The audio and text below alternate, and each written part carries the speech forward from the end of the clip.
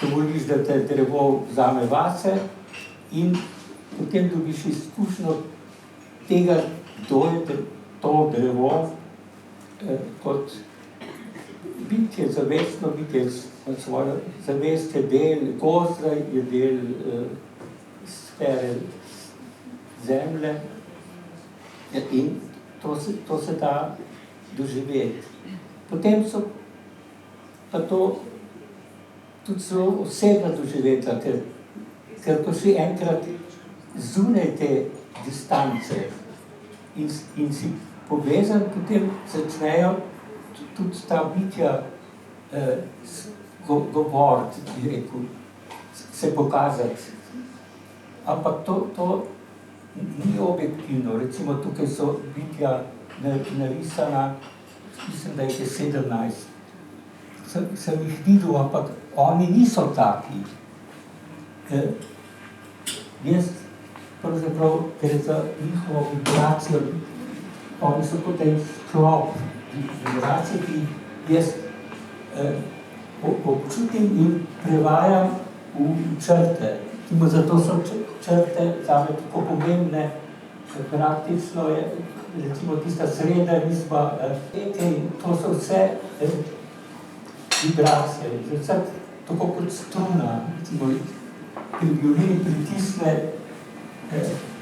je to tako, pa tako, pa pride drug zvok in tako se zavije črta.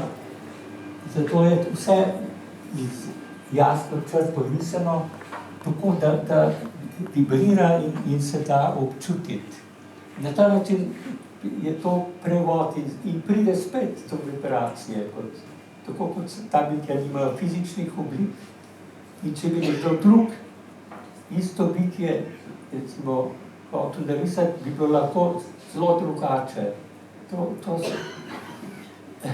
Mi smo navajeni, da je kozarc zmeraj kozarc.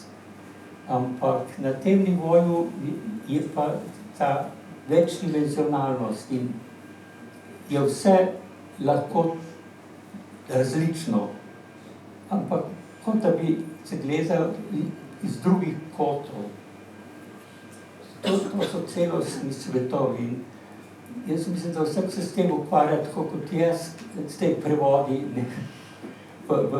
V bistvu je umetnost tukaj smiselna v tem, da nečemu, kar nima oblike in zato težko predstavljamo, ker smo se kot civilizacija tujili in zdaj nimamo teh predstav. In mislim, da je vloga umetnosti v tem smislu, da mi te ponovno te predstave gradimo, ali pa tudi preko zgodb opisov, opisujem jaz v knjigah, kot tlele iz Rodika, bitja, sem jih tam srečal.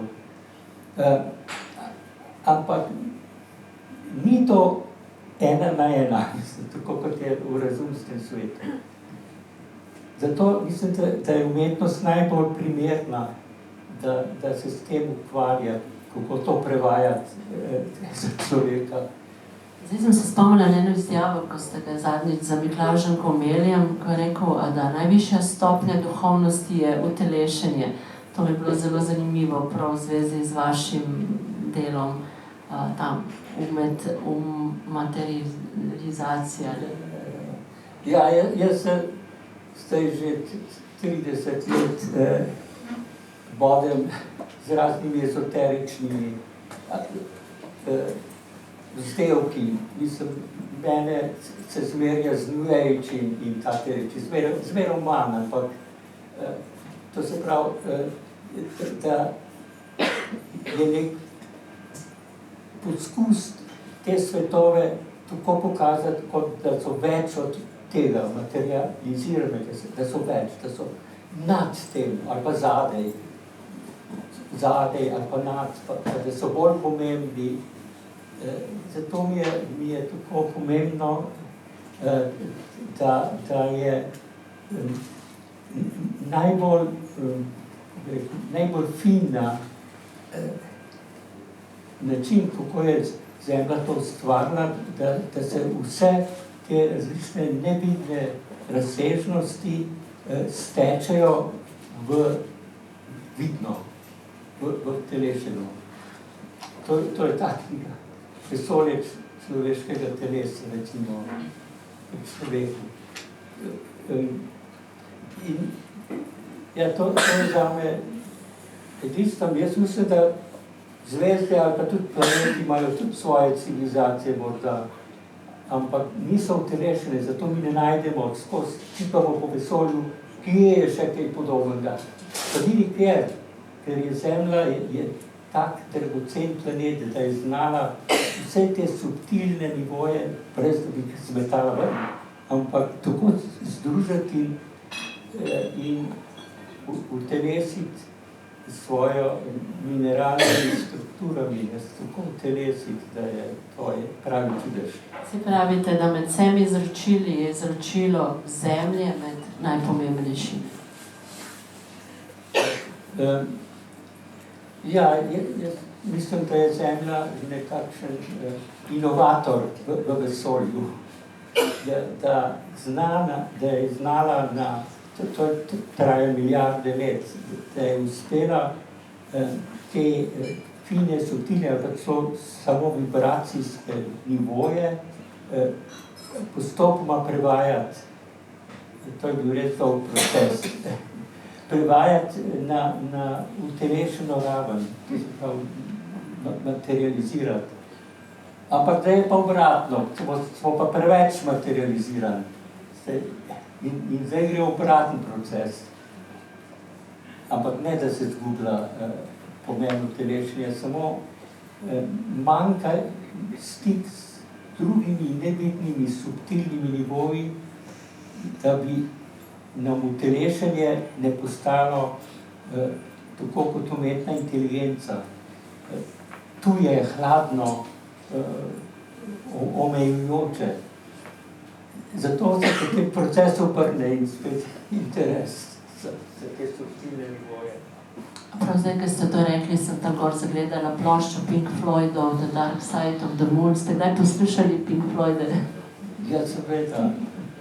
Posebno to ploščo. Ja, mi smo zrasli z Beatli. Moja prva razstava je bila isto leta, kot so Beatli nastopili. 1962 v Kranju, v fojeru Prešernovega gledališča, sem take ready-made stvari stavljal iz različnih kuhenskih padnih snovi sestavljene. Tako da, ja, to smo ista generacija in potem smo sledili tej glasbi nekako do 70-ih let, še malo. In potem smo se znašli v Šempasu brez elektrike in brez tekočega vode in tako. Je bilo konc z glasbo, Beatli. Tako, ja. In Pink Floydi tudi? In Pink Floydi, ja.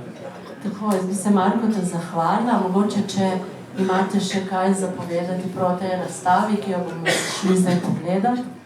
Ta distanca ne obstaja, kot sem prej omenil. Samo stvar je v tem, da mi zmeraj več ustvarjamo take ambiente, so zelo razumsko urejeni ali pa funkcionalno in ta bitja se potem morajo umakniti globje v prostor in delovati tako kot izza scene, da skušajo, to ni lahka naloga, ne skušajo vse življenje ohranjati, da teče. Tako, to je lep zaključek za današnji večer. Pojdimo skupaj in si pogledamo to vaše umetnino Meseca in potem še poklepetamo